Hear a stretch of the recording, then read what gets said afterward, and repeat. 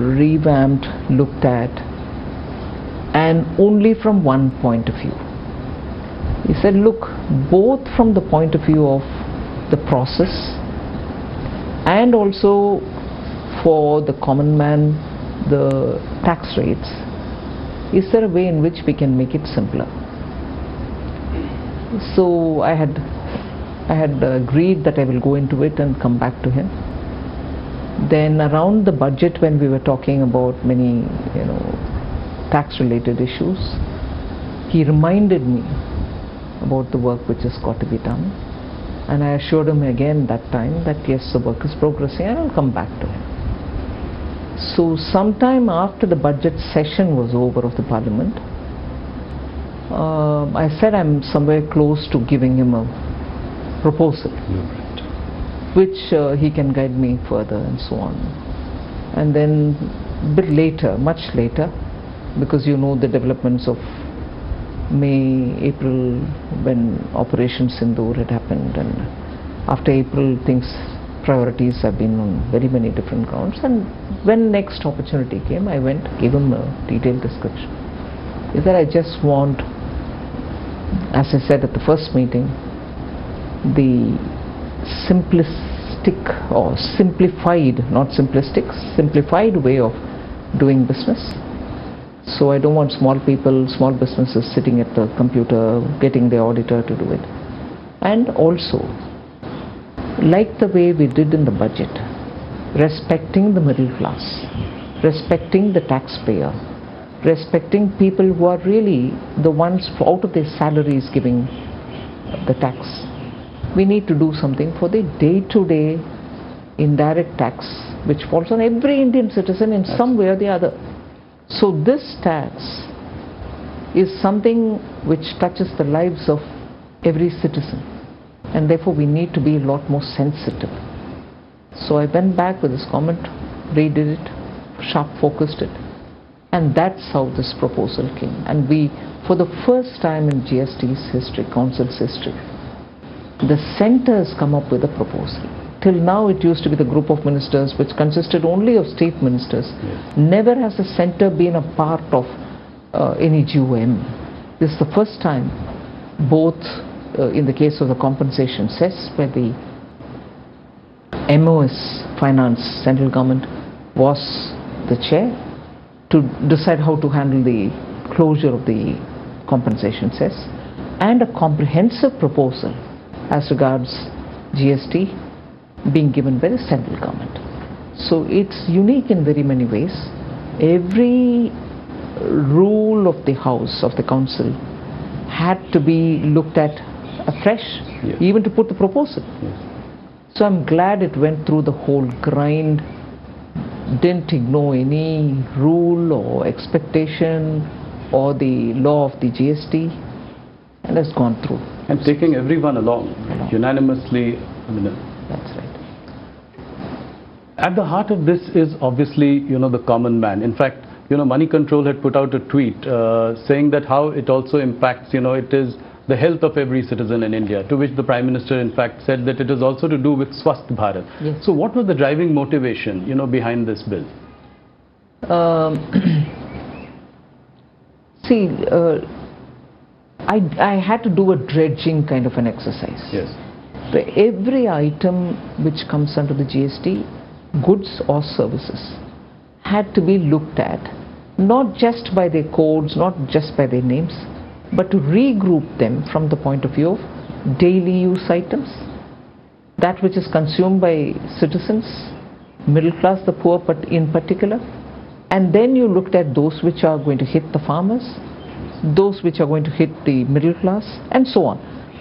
Because eventually, daily use items or items which are necessary for this transition of India from a emerging, developing economy to a Vikasit Bharat, yes, cannot be on the back of,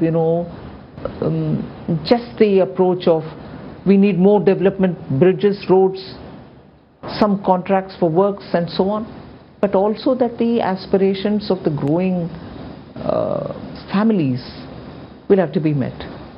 So we had to regroup them in such a way, okay, this is essential for, let's say, the families, poor middle class families. Of course the rich will come in. So what do we do as a treatment for it? But even as we were talking about this, we are talking about the classification of goods and services. I, without any hesitation, will bring that example of the popcorn. Why am I saying hesitation? Because I was pilloried on it. Yes, absolutely. But that tells you the problem of classification, where we brought in a system, no doubt, which was an improvement of over the pre-GST era, where every state defined its own and had its own rate and so on. So GST in 2017 was an improvement over what was earlier. But it still required some more simplification, and that's why this exercise. And in the case of the popcorn, it led to a lot of litigation, courts coming up with different kind of voices, and states losing revenue because of the classification being different. People chose to have the higher taxed sugary chocolatey popcorn shown in as a salted popcorn, because that has only very little tax on it. So this arbitrage, because of classification, had to be overcome. So even as I'm grouping for families their day-to-day items, this thought of what the classification is causing as a problem also had to be addressed. Like that, I think it was one of the, for me it was a fascinating exercise. It was rigorous, it took a lot of my time and time which would have gone in for something else. But I think this was absolutely rewarding an exercise, because you brought in that temperament, which is so important, that citizen looks at these things in one particular way. Revenue is not the consideration. So that helped us. So now that you've done two monumental things, you've put more money into the hands of the consumer, you brought down for the middle classes the income tax cut, and now rationalization of GST. So will it now finally sort of move the needle on consumption? 100%. Because there's more money given already through the income tax cut. Right. The rates are coming down. So the citizen now has a choice to meet his aspirations and his expectations. He cannot say, look, I have the money because the income tax is reduced, but these items are beyond my affordability. Now everything has come down. Okay. I'll give you this number which is important. 99% of all the goods and services which are touched by GST are now either in 0 or in 5 or in 18. That's right. There's nothing beyond. So that 1% is what makes for the demerit goods, right, which popular parlance says sin goods. Yeah. So that is the extent to which we have cleansed the system of anomalies, doubts, duplications, and any interpretative issues. So this will also lead to higher investments, it will fire up investments as well. Obviously, with consumption going up, there's a potential for capacities to grow, investments to grow. Now the combined tax revenue impact of this, earlier your income tax cuts, and this is about 1.2 lakh crore. Do you think that there will be a certain revenue buoyancy as well in the coming years to make up for this? And every economic theory that one studies says that. Yeah. Have you seen that in the past? At least the moment the income tax reduction happened, you heard people very clearly coming out and saying, I've met up with a lot of individuals coming from different strata of the society saying, I'll have more money to send my son to this particular college. My daughter is already doing engineering. I'll be able to fund her for her higher studies and things like that. And from ordinary citizens who are leading their lives either working in a small store or driving a car, taxi, and so on. So it has an immediate psychological effect that I can do this, which was beyond my affordability. And therefore I think there will be a buoyancy in terms of revenue. Any impact on capital spending or fiscal deficit? I wouldn't think. At this moment I can say with confidence, capital expenditure of the government will not come down. It will be completed as is stated in the budgetary planning time, the budget estimate time, and so with the fiscal deficit. And this is the last point of my gliding path. Right. I will adhere to it.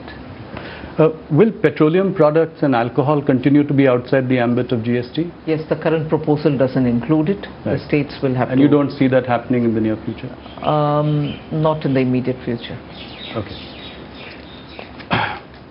Let's move to a few broader economic questions as well. With GST rationalization, inflation is likely to come down quite naturally. Does it make a case for further repo rate cuts in the future? I know it's not your, but generally, directionally speaking. Not my domain. We'll have to see how the RBI assesses for itself. September 22nd is a tight deadline. Are you confident you'll be able to roll this? Is the back end ready? Yes, the back end was mentally prepared, and many structural things have already started getting corrected, reset, and so on. It is with the agreement of these GST and related technology managing team related issues that we have had a discussion with them, and they have clearly given me the confidence that yes, they will be rolling it out on September 22nd. So Rahul Gandhi, who earlier called it Gabbar Singh tax, now has been talking about one nation, one tax. On the other hand, former Finance Minister P. Chidambaram, he said that it is 8 years too late. How do you react to all of this? Well, being in the opposition, I think they have to say something. When the popular response has been so overwhelming, for an opposition to try to take some credit out of it, but yet with a hesitation that the credit should not be completely given to the government is quite understandable. But I would want them to ponder that neither could they bring it in because they couldn't win the confidence of the states, nor could they truly and literally understand how the mechanism works. After all, the GST Council has members from Congress party. Yes. Finance ministers from Congress-ruled states are there. But I have a feeling the Congress High Command, as they call it, doesn't do its homework to understand the way in which this wonderful organization works, the GST Council. And therefore, at one point in time, they call it Gabbar Singh tax, another point in time saying, oh, this is fine, but it should have come earlier. These are clearly statements coming from people who have not really spent time to understand how post-independence, that one institution which has been created, a constitutional body, if I'm right, this is the only one which has been created post-independence. Yes. He's spent 8 years, but has delivered so much in terms of revenue, in terms of uniting this country, in terms of making ease of doing business a reality, and is now coming up quickly in succession within 8 years with the second generation reforms. To understand it and then to comment would help the government, not stray comments which doesn't get into the details. Nirmala ji, this has been widely hailed as one of the dramatic reforms of this government. Obviously, a dil mange more. So, what next? PM has set up 2 official level committees on next gen reforms. 2 group of ministers have also been formed, headed by Amit Shah and Rajnath ji. What can we expect in the coming months? What is the idea going forward? How do you look at reforms in the bigger picture? Quite a lot of work was done about the next set of reforms which we need to undertake, even prior to 24 Lok Sabha elections. And then some departments moved, like ours moved faster. There are other departments which are moving faster as well, whether it is looking at the environment related issues, sustainability related issues, opening up for private sector, sectors which have been the domain and the privy of the government. These are things where lots of action is happening. Various departments are moving. The science and technology is moving very fast. IT is moving very fast. IT as in semiconductors and other things. So that big area of reform, if you ask me, in which these 2 committees will look at, and also the committee which is headed by former Cabinet Secretary Rajiv Gauba. Right. I expect reforms which will have to now trickle down rather than reform remaining as a domain of only the union government, the state governments are somewhat also moving towards reforming on very many scales. But the third layer of India's democracy, the urban local bodies and the panchayats, is where the next forceful action has to move. Otherwise, the speed with which we want to move India and the aspirations to be met in India for people to live in a society, live in a country which is fairly developed, and our citizens get their aspirations met, I think we have to take the reform agenda just not to the states but also to the third layer.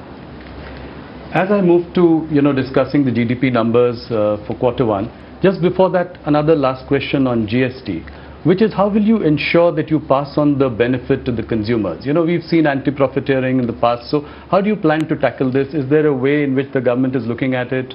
How do you ensure? At the moment, there isn't any particular mechanism that I can say I have, but I am seized of the question, also coming from many citizens themselves who are saying, it's great that you've done this, it's great that you're bringing in this kind of a drastic cut in taxes, but how will you ensure that we'll benefit from it? And how will you ensure that it's not going to disappear on the course to reach? We'll have to keep talking with industry, we'll have to nudge them, we'll have to... I'm glad in the case of the insurance sector, the public sector insurance companies have come forward to openly say that they will indeed pass the rate cuts to the citizens, those who are taking the insurance for themselves. So I'm sure the private sector would also do it in insurance, and so with other things. So you're expecting them to announce that they will pass on the benefit? Many of them are doing it. Couple of them have, some of them have announced.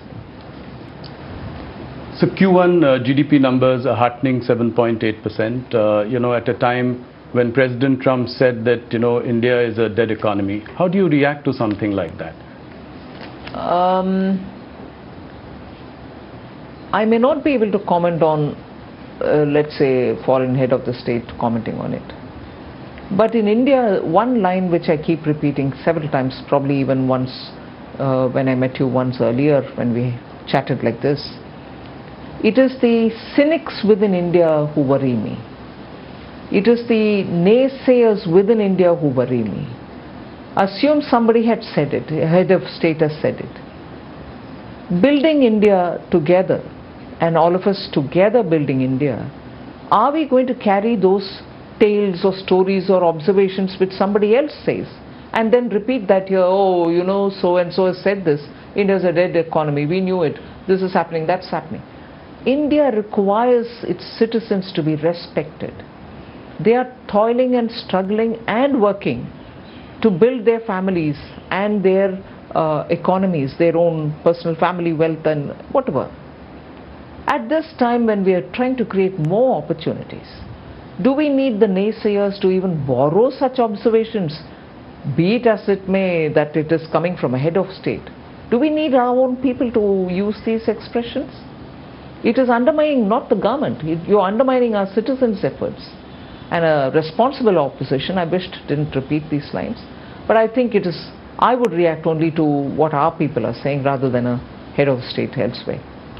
No, five-quarter high number, I think it gives us a lot of confidence in the Indian economy. And also inflation coming down. Yes. Drastically coming down. Yes.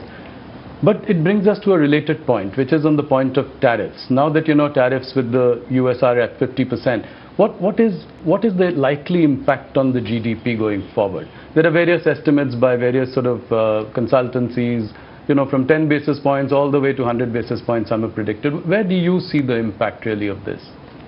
But with the reform like this, many of that should be offset. Yes. So it is never a situation of a one fixated point. It's a dynamic situation where you're moving from one to another with newer players coming in, newer factors coming into play in this scheme of things. This one, you have the GST reforms, which is going to make people understand that they can fetch more things with the same amount of money with which they bought some amount earlier. So it is very clear that industries have been speaking about the tariff and its impact. The government has designed something for itself. We will come out with something to handhold those who are hit by the 50% tariff from the US. This has been said earlier. I've met up with the delegations when I went to Chennai in recent past few days. I have said this there and I will repeat it. Government is working. So will they be like allowed to sell in India, or how do you plan to alleviate their concerns? No, there is a package which consists of very many different ways in which we want to help them. So we'll wait for the cabinet to clear it, but there is something coming to help them so that this tirade of the tariff is something which they can face, and also suddenly having to look for newer markets is also a challenge, but we'll have to help them out on that. So is there a sense in the government that this could be a slightly longer haul? We hope not, but we really can't leave our exporters high and dry saying it's going to change sooner. We will work with them. Nirmala ji, will we also continue to buy Russian oil? Yes, that's been made very plain and simple. Whether it is Russian oil or anything else, it's our decision to buy from the place which suits our needs, whether in terms of rates, logistics, anything. So where we buy our oil from, especially being a big ticket foreign exchange related item, where we pay so much out of our highest in terms of import, we will have to take a call which suits us best. So we will undoubtedly be buying. Another question about, the officials of the Trump administration have been using really hurtful language against India. Saying that we are Brahmins profiteering at the expense of, ordinary Indians, or, calling the Ukraine-Russia war Modi's war, or us as Kremlin's laundromat. How do you see all this? I mean, how do you react to something like this? Very much the same principle as I said earlier. It is one thing, it can be hurtful. It is one thing for a foreign government head of state or an official or anybody to say all that. And the global diplomatic world is astonished that that kind of an expression is being used against India. And that will have people in the diplomatic arena to respond or to deal with. But what hurts me more is when those very expressions are being justified in India. Oh, don't you all know, don't you, I mean, you know, dirty, unwashed Indians, you don't understand what this expression means? This is how, this is explained. Who wants these explanations from Indians? Who actually wants us to know better? And who are these people explaining to us, this expression is used in this context? Yes. I'm outraged by that. I don't want explanations to justify that. Whether I'm going to have to deal with them, stand up and challenge them or retort is a different story. Right. But Indians quoting those words and telling us, oh, you dirty Indians, you don't know this colonial justification of the language that is being used against Indians, against such countries which have come out of its colony and from its empire and stood up to build its own country with its own self-confidence. And even now when we are talking about Atmanirbhar, it's not just in terms of producing everything in your country. It's also about being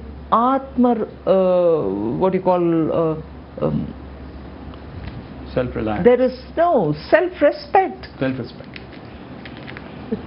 As much as you want everything produced in India for Atmanirbharta, you should have something of a self-respect. If somebody is saying, all of us in one voice should respond to it, rather than have a few of us justify it by saying, don't you all understand it? Are you a part of the imperialists? No. I'm outraged more by that. Yeah, the opposition picking up this and making it their own narrative. And saying... Like dead economy was picked up by Congress, Rahul Gandhi to and say. even for this, Brahmins are being are the ones who are benefiting out of it. Yeah, oh, you Indians. Indians. Us Boston Brahmins. Yes, Boston Brahmins. oh, you Indians, you don't understand, this Russian oil purchase is to help Brahmins to benefit of it, and you are being fooled. Exactly the same divide and rule principle which the British used here, which the imperialists used here. And even today you have the friends of the imperialists telling us, no, no, you know, the expression Boston Brahmin is this and not that. Who damn cares? I'm sorry. Yeah. Who damn cares? I want Indians to think for ourselves. I want those Indians who are now defending that language to get up and say, we are free from you all. Now for over 75, 80 years, we'll mind our business, we'll take care of ourselves, refrain from using these words. Should have been that voice. That not being the voice, and upar se to teach us saying, don't you know the meaning of this expression? Outrageous. Today we've got to know Nirmala Sitharaman ko gussa kyun aata hai. Now, moving on to economy, any plans to liberalize FDI or FPI regulations further? I do not want to give a headline, but certainly we are looking at every aspect of reform. How do we, this is probably the right time to, you know, assure foreign investors to invest in India. What are some of the steps that we should take that would, you know, give them this confidence? You know, I mean, this one was a big one in itself, but going forward. First thing, I think our institutions such as Parliament should debate issues, should question government on the proposals, on the policies, on government's actions. That gives confidence to people saying India's democracy actually literally discusses these issues. Without that, the government can go about doing what is right for the public, but the institution of the Parliament is not being used for its prime purpose. Why is it important? It gives a feeling that both the opposition and the ruling parties are talking on issues. Instead of holding placards and standing in the house, if there is a meaningful discussion, it will convey a lot about the policy strength. That is one thing. Second, our regulatory institutions, and I've said this before, but I'll repeat it here. Regulatory institutions should not go to the extent of micromanaging. I want businesses to do their businesses. They have powerful boards which run them, and the regulator, in consultation with the stakeholders, should allow them to function. Of course, keep a watch, right, and do a soft touch regulation. If regulators across the board, I'm not talking just of the finance domain regulators, all over, should have a open-minded approach, a soft touch approach, above all, not micromanage businesses.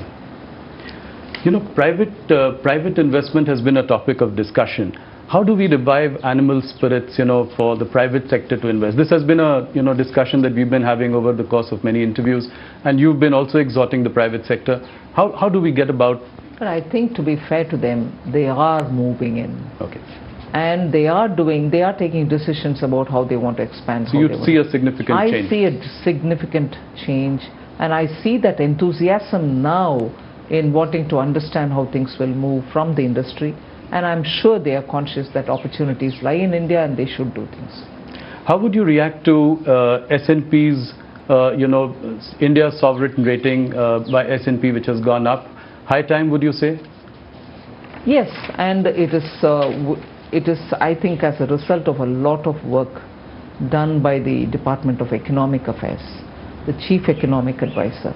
They have been persistent with talking with them, giving them adequate data-based information, and their conversations have actually today shown us the result.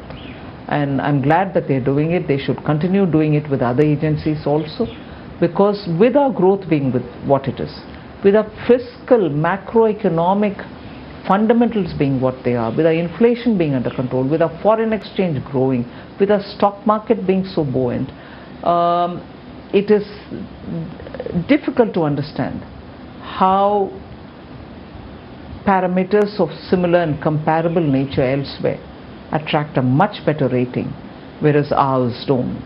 And conversely, parameters which are worse than ours seem to be having better rating. Just can't explain it.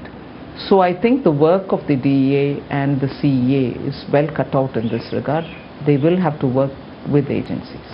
Nirmala ji, you're right about all the macro indicators looking up. But revenue growth for corporate India has remained tepid. It's at a 7-quarter low of 3.7%. How do you explain that? GDP on one hand growing at 7.8%. What really accounts for this? I think it's also a question of how they're deploying their resources and how they're earning out of it. Businesses will also have to look at the way in which their risk-taking capacities can increase, and that's what is going to be the prime mover in terms of revenues for businesses. So, but that's a business call. It's not for me to say. Right. Nirmala ji, India and China are now mending sort of fences. So, right now it is at the level of resuming the flights and giving visas to each other. But what could be the next steps? How could we make the Chinese markets more accessible to Indian companies? There is, of course, a huge deficit of $100 billion here. So how do we do that? I mean, what are the next steps? There's just a lot of work to be done in that area. There's no hiding it. We need to have trade conversations, market access conversations, non-tariff barrier conversations with the Chinese.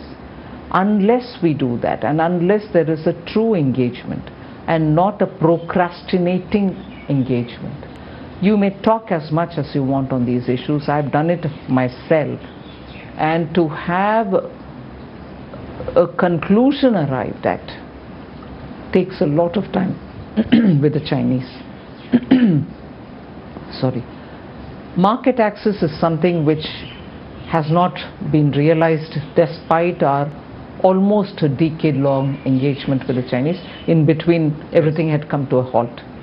But on both these issues, there should be meaningful conversations. Otherwise, the very products that we want to export to China go through different destinations to China. But why can't it go directly? Yeah. And will it also be reciprocal? I mean, Press Note 3 prevents investments from China to India. So would you look at, doing something about that as well? As it is, I think in one or two cases, particular cases, we have relaxed some of them. And in those sectors where their technology has come in, and the technicians and also the experts had to come to actually see the projects through, we have not allowed these experts to come. That has now changed. In some sectors, people are coming in where projects are already on the ground. So India will be open to that idea? Of course. Yes. Nirmala ji, you've ushered in the boldest of reforms. I say this in every interview that we do because you corporate tax cut. I mean, that was a phenomenal sort of move. Then after that, last budget, we have income tax rates going down. Now GST2, as I called it. So, one thing that we probably haven't seen enough is on private disinvestment. What would you say to that? You did sell Air India, but after that, things have been slow. You'll see action in that also. This year? Yes. Oh, that's great news. Any deadline for strategic stake sale in IDBI Bank? No, I think the secretary has already, DIPAM secretary has already spoken about it. IDBI is moving quite fast. Okay. And I expect it to be concluded this financial year? Okay, and any more banks which could then be looked at after this? I wouldn't say any more banks. I'm not negating anything. Right. But yes, more disinvestments. More disinvestments, okay. So we've seen that since June this year, the yield on 10-year bonds have risen 30 basis points since June, to more than 6.5%. Are you concerned about rising borrowing costs? Yes. I wouldn't say I'm concerned, but I'm observing it. It is not affordable. And also at a time when interest rates are otherwise low, yes, bond yields becoming unsustainably high has a big bearing on the government. Not just our union government, states are also up against odds in getting affordable, Also your fiscal math? My fiscal math is as of now absolutely of course, fine. Yeah. So, Nirmala ji, we are again, near an election. Bihar elections are coming up, and before every elections, we have seen all political parties dole out reveries, and we've discussed this in previous, encounters as well. Does this worry you? State after state, promising welfare schemes, doling out reveries, And how does it all really add up for a country like ours? I think I'll speak for all finance ministers. Yes. It is a very, very difficult thing. To have a scheme approved and also budgeted for is not wrong. And I would approve of that, because that at least takes the view of the legislature and also makes it public about how they are financed, and therefore also brings in that responsibility to keep your revenue generation equally attended to. But what most often happens, not so much with Prime Minister Modi's leadership, but I can say what generally happens is you give away a promise. Once you have to come to fulfill it, you're searching and scrambling for resources. And if you're an opposition ruled party, it is very quickly arsenal in your hand to say central government is not giving me money. That's the biggest unsustainable argument. I'm more tempted to say bogus argument, because you give a promise, you win the election, you come to power, and then after that you're not able to fund it. Why would you want to? A lot of cases. Yes, why would you want to throw the blame at somebody else, particularly the union government? Yes. So this kind of sort of recklessness in dealing with public finance has got to be discouraged. There's no doubt on it.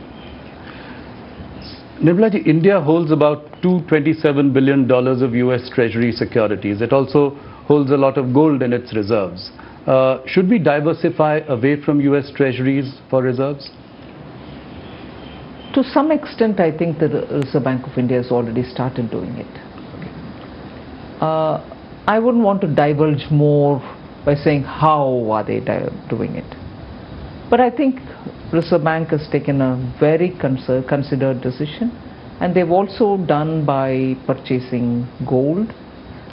So I think the bank is competent and they're taking a fine call on it. One more question was on the decision to ban online gaming, which came as a surprise to many, especially after many years when people had poured in a lot of money in that business. What was the thinking behind this? How do you assure people of consistency in sort of decision making at a time like this? No, what is the time?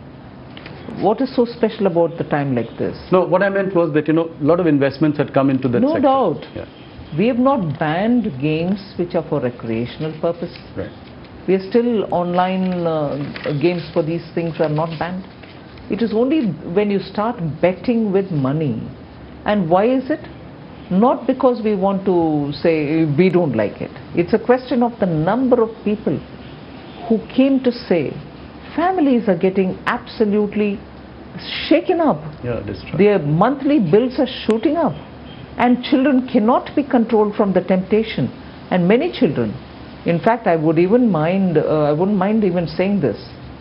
There was a finance minister who once met me in a very different context. Right. And he narrated an incident of his own family, where his own grandson, who's a very good person, the child is a very good child, well groomed and well brought up, Right. used his credit card for just one day for some other purpose of a family's genuine buying requirement. He helped them because children are very savvy. Post that one another day, he picked up the card and said, I want to just do something. They said, all right, please. Because they never suspected this child as, into games and into betting and things like that. The boy used the card and played and gave back the card. Again, probably he did it 2 or 3 times more. Phenomenal increase in the bill that month. And that's when the grandfather sat up and said, what's going on? Let's check up.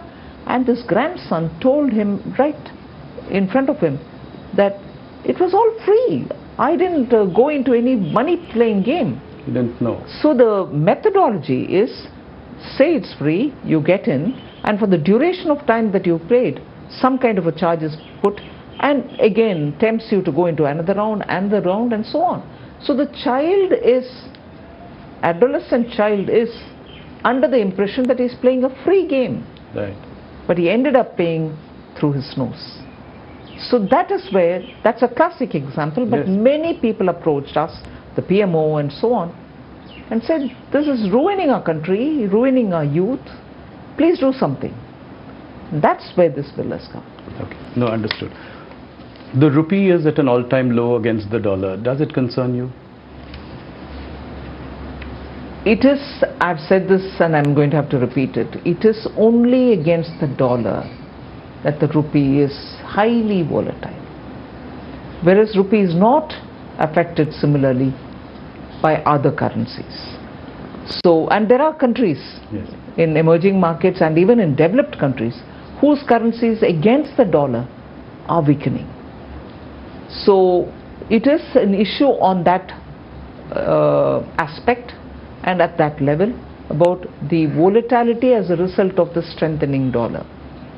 It's not rupee getting weakening. I know I've been trolled immensely for saying this, but this is the truth.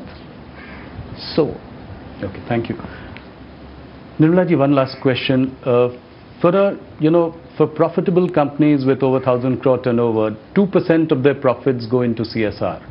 Now, at a time like this, when MSMEs are facing a problem because of tariff issues, etc., is there any thought to take a relook at this for a little while? Nothing before me as yet. Okay. If there's anything, I'll tell you, but there's nothing at it. All right. Nirmala ji, thank you so much for your time. Thank you for patiently answering all our questions, very candid. And heartiest congratulations on yet another big reform, GST 2 or rationalization of GST. Thank you so much for being with us. Thank you very much.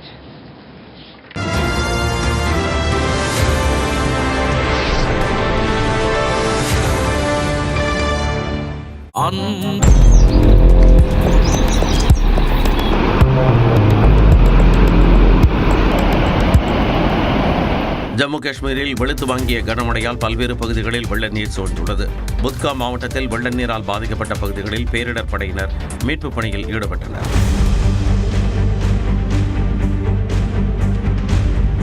அதேபோல அனந்த்நாக் பகுதியில் காவல்துறையினர் மீட்புப் பணியில் இறங்கினர்.